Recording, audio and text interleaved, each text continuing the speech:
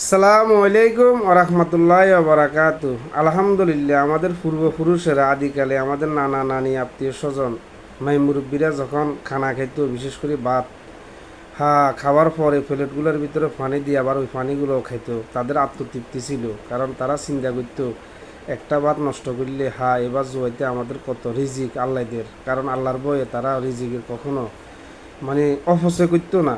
পানি কাঞ্জি দিয়ে সুন্দর করে আবার প্লেটে দিয়ে ওই পানিটা খেত। তারা অনেক সময় বলতো এটা গ্যাস্ট্রিকের খুব উপকার। আসলে আদিকালের লোকগুলার সকল কথাই সত্য, তবে আমরা মানি চিনি যদি চলতে পারি আলহামদুলিল্লাহ।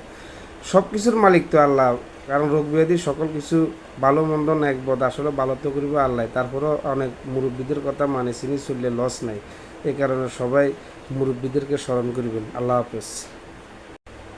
আসসালামু আলাইকুম ওরহমতুল্লাহি ওয়া বারাকাতুহু। আলহামদুলিল্লাহ, আমাদের পূর্বপুরুষেরা আদিকালে আমাদের নানা নানি আত্মীয় স্বজন মুরব্বীরা যখন খানা খেত, বিশেষ করে ভাত খাওয়ার পরে প্লেটগুলোর ভিতরে পানি দিয়ে আবার ওই পানিগুলো খেত, তাদের আত্মতৃপ্তি ছিল। কারণ তারা চিন্তা করতো একটা ভাত নষ্ট করলে এবার জোয়াইতে আমাদের কত রিজিক আল্লাহদের। কারণ আল্লাহর বয়ে তারা রিজিকের কখনো অপচয় করতো না।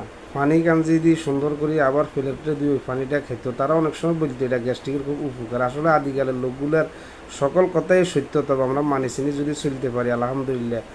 সব কিছুর মালিক তো আল্লাহ। কারণ রোগ ব্যাধি সকল কিছু ভালো মন্দ এক বদ, আসলে ভালো তো করিব আল্লাহ। তারপরেও অনেক মুরব্বীদের কথা মানি চিনি চললে লস নাই। এই কারণে সবাই মুরব্বীদেরকে স্মরণ করিবেন। আল্লাহ হাফেজ।